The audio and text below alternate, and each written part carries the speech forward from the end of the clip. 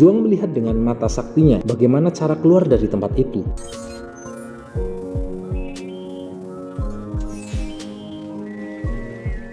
Kisah kembali berlanjut. Jagoan kita, Zhuangri, pemilik mata dewa, mendatangi para arkeolog yang sedang melakukan penelitian. Kemudian Profesor Meng menemuinya. Ternyata Zhuang adalah mahasiswanya.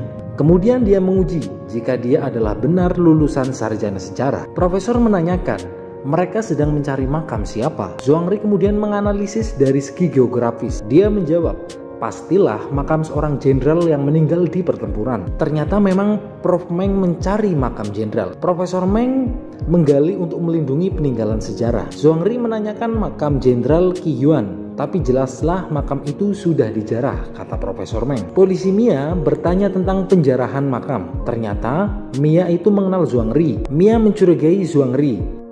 Kemudian Bos Yu, dia seorang bos rampok makam. Mereka akan meledakkan makam jenderal tadi. Ternyata mereka ingin menjarah dan mencari giok legendaris. Kembali ke tempat penelitian, Prof Meng menanyakan, jika tempat tidak ada perubahan topografi, apa yang akan terjadi? Zhuangri menjawab, berarti ada yang menggalinya. Dan dengan drone, dia mencari tempat yang kemungkinan mencurigakan. Huang Pufan sedang ada di tempat lelang barang antik. Ketika sedang menelpon Zhuangri, dia memecahkan kendi antik.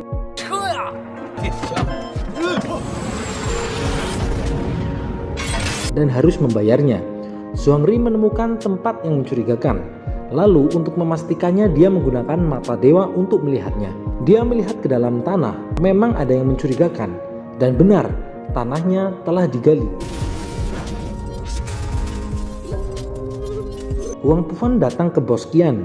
Dia meminta keringanan untuk membayar barang yang dipecahkan. Tapi Huang harus membayar 2 juta yuan. Jika tidak, dia akan ditangkap polisi. Ternyata Bos Qian menjebak Huang Pufan dan Zhuang. Profesor Meng memeriksa tanah di sana. Dan benar ada yang tidak beres. Dan Zhuang bergabung di tim arkeolog. Zhuang bertamu kepada orang di desa itu. Orang yang mempunyai rumah langsung marah karena mengira Zhuang dan tim adalah pencuri. Polisi Mia datang dan melerainya. Ternyata orang tadi adalah anggota perampok makam. Profesor Meng mencurigai bekas luka orang itu karena ketika makam peninggalan dibuka dengan membawa api, maka akan terjadi ledakan. Dan benar saja mereka mencurigainya karena dia adalah perampok makam. Polisi Mia bilang, tapi itu adalah spekulasi dan polisi tidak bisa menangkap hanya dengan spekulasi. Perlu bukti, bukan janji. Kok kayak iklan? Zhuang akan bertemu dengan polisi Mia, namun tiba-tiba dia diculik dan kepalanya ditutup. Lalu dia menggunakan mata dewa untuk mengetahui siapa orangnya. Pelakunya mempunyai tato seperti yang mencuri di Pegadaian.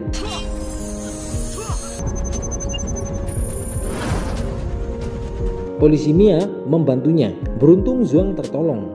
Polisi Mia curiga kenapa Zhuang tahu wajahnya, padahal saat itu kepalanya Zhuang tertutup. Para perampok bersiap akan meledakkan makam. Zhuangri merekonstruksi wajah para perampok dengan alat pembuat wajah di kepolisian. Huang lalu menelponnya dan bercerita tentang insiden tentang gerabah yang dipecahkannya, dan Zhuang akan membantu membayarnya. Zhuang menelpon Nona Qin untuk mengucapkan Sugeng Dalu. Akhirnya Zhuang merekonstruksi wajah perampok. Polisi Mia kaget karena dia adalah Bos Yu. Kemudian polisi Mia mengira dia adalah Bos Zhuang. Lalu mereka pergi menggerebek markas mereka. Namun mereka ternyata sudah pergi dan dia menemukan bahan pembuatan peledak. Para perampok melancarkan aksinya. Ketika ada suara petasan, mereka meledakkan lokasi makam sehingga suara ledakan yang terdengar akan samar. Lalu polisi datang bersama Zhuang. Namun beberapa perampok sudah turun ke gua. Profesor Meng datang dan akan ikut turun bersama polisi Mia dan Zhuang. Di dalam gua, Bos Yu mulai mencari barang harta karun, yaitu giok emas. Kemudian Nona Qin menelpon Zhuang menanyakan dia di mana, karena ternyata Nona Qin adalah dalang perampokan, namun dia tidak mau Zhuang terluka. Profesor Meng dan lainnya masuk ke gua dan mencari Bos Yu. Mereka menemukan lukisan dan polisi Mia melihat Bos Yu. Terjadi kejar-kejaran di antara mereka. Kemudian ternyata makam itu memiliki sistem perangkap yang aktif. Lalu Zhuang menggunakan kekuatannya. Dia melihat sistem mekanisme dari perangkap dan bisa menghindari perangkap dengan cepat.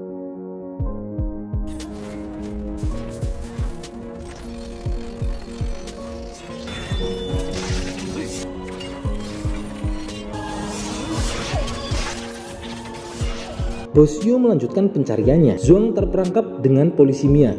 Lalu Profesor Meng menyusul. Profesor Meng mengecek tingkat kemagnetan di tempat itu dengan koin dan menjelaskan sistem perangkap di makam itu ternyata menggunakan daya magnetisme. Bos Yu dan anak buahnya ada di balik tembok. Zhuangri menggunakan kekuatan matanya untuk melihat sistem dari tembok.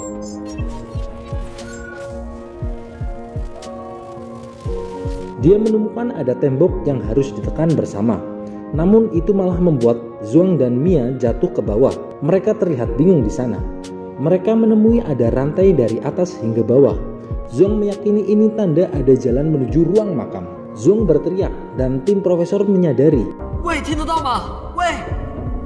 Dan tim Profesor Meng menyadari suaranya dari bawah tanah. Dan kemudian mereka menekan batu yang tadi mereka tekan. Namun tidak terjadi apa-apa. Polisi Mia terlihat sesak nafas dan Zhuang membantunya. Ternyata polisi Mia itu mengidap klaustrofobia, yaitu fobia tempat sempit. Kemudian detektor tanah berbunyi, kemungkinan ada tanah yang bergerak. Dan benar, ruangan di mana Mio dan Zhuang berada mulai tertimbun oleh pasir. Zhuang meminta membuka borgol, namun karena panik Mia membukanya dengan pistol.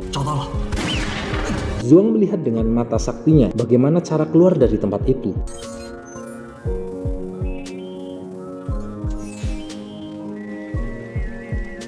Dia menekan sebuah pemicu lalu menariknya dan tiba-tiba membuka ruangan baru. Lalu pintu di atas juga terbuka. Profesor Meng dan tim menyusul Zhuang. Mereka masuk ke ruangan baru itu dan menemukan makam. Profesor Meng bilang bahwa Jenderal Qiuan memiliki kemampuan mata luar biasa yang dapat membedakan barang palsu atau tidak. Polisi Mia pergi untuk menangkap Bos Yuan. Gerombolan Bos Yu terlihat bingung. Profesor Meng dan tim melakukan pembugaran makam. Di dalamnya terdapat tengkorak dan lempengan bulat berpola 4 dewa. Kemungkinan itu berasal dari dinasti Han yang dijari Bos Yu. Profesor Meng melanjutkan pencariannya. Dia melihat Feng Quan, yaitu legenda yang memiliki mata emas. Namun Profesor Meng tidak percaya dengan mitos itu dan Zhuang hanya tersenyum. Para perampok akan meledakkan pintu. Zhuang yang naik ke atas sudah melihat ada bom yang siap meledak. Lalu terjadilah ledakan.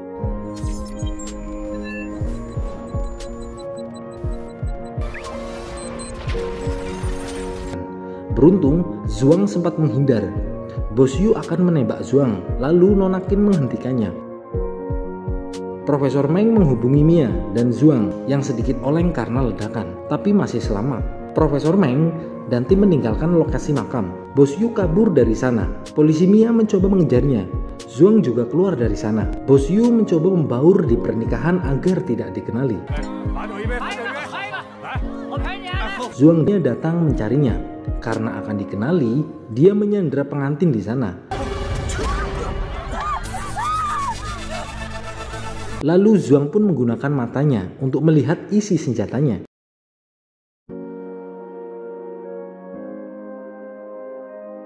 Ternyata senjatanya itu kosong. Karena tahu kosong, Zhuang berani mendekat. Bos mengarahkan senjatanya dan Nona Qin terlihat khawatir. Zhuang menantang dan menempelkan senjatanya ke dahinya. Bos Yu menembaknya, namun tidak berefek karena memang senjatanya tidak memiliki peluru.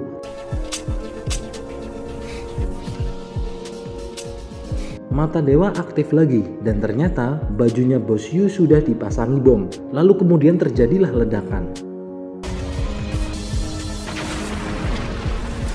Beruntung Bos Yu sempat melemparnya. Zhuang dan Mia terlihat tidak apa-apa. Nona Qin lalu menghubunginya karena khawatir dan terlihat Bos Yu sudah terkapar. Beberapa hari kemudian, Zhuang datang ke kantor Profesor Meng untuk melihat koleksi di sana. Dia memfoto teks dan kemudian dia membacanya. Mata dewa aktif dan mulai melihat dengan jangkauan lebih jauh dan mampu melihat detail-detail dari orang-orang.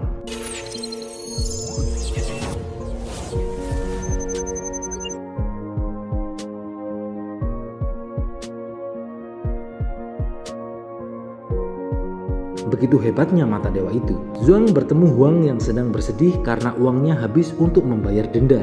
Tapi Zhuang menghiburnya akan mencari uang yang lebih banyak lagi. Nona Qin mencoba mencari tahu apa yang terjadi di makam. Zhuang mencoba kembali mata dewanya. Kini dia bisa melihat hingga ke area mikro.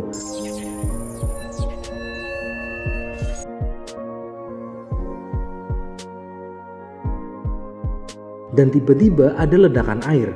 Namun semuanya terhenti. Apakah ini variasi kekuatan mata dewa yang lain?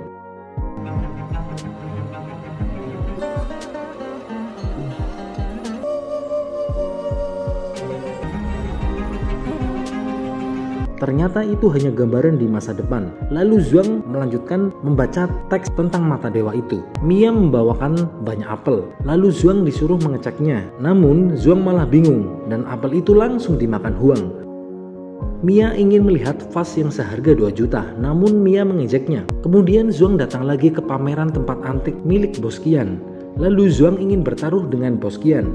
Namun Bos Qian tidak mau. Lalu dia menantang untuk Zhuang diberikan kesempatan memilih benda yang paling mahal di tempat itu. Zhuang mulai mencarinya, yang kiranya itu benda paling berharga. Lalu dia mulai tertarik dengan sebuah mangkuk. Zhuang mencoba melihat detailnya.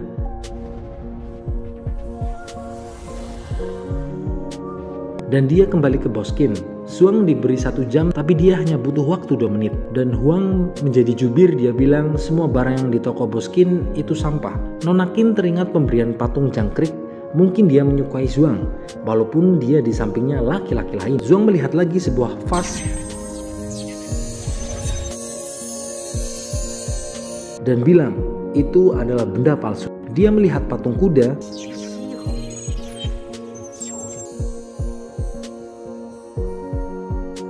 Zhuang bilang, itu bukan barang antik. Kemudian kakek Gu datang dan Mia bilang, Zhuang sedang bertaruh dengan Bos Qian. Zhuang melihat piring porselen, dia terlihat tertarik. Namun Zhuang tidak mempercayainya kalau itu merupakan barang antik. Dan Bos Qian diolok-olok karena barangnya banyak yang palsu. Dan Zhuang bilang akan sangat sulit menemukan yang paling mahal di antara banyak sampah. Lalu Bos Qian mengelus sebuah teko teh. Dan Zhuang mencoba melihatnya hingga jauh ke bagian molekul, lalu dia tersenyum.